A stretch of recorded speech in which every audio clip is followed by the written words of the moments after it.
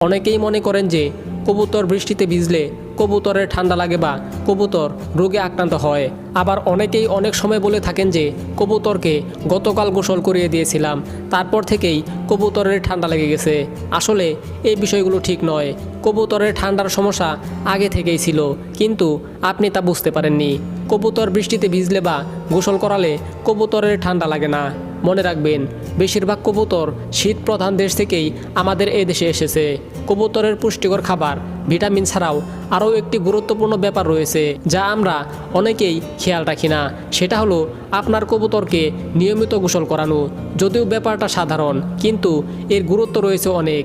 প্রাথমিকভাবে বলা যায় যে গোসল আপনার কবুতরের উজ্জ্বলতা, সৌন্দর্য প্রদর্শন ছাড়াও আরও অনেক অনাকাঙ্ক্ষিত রোগবালাই থেকে নিরাপদ রাখতে সাহায্য করে। প্রতি সপ্তাহে একদিন কবুতরকে অবশ্যই গোসল করাবেন। কবুতরকে গোসল করানোর বেশ কিছু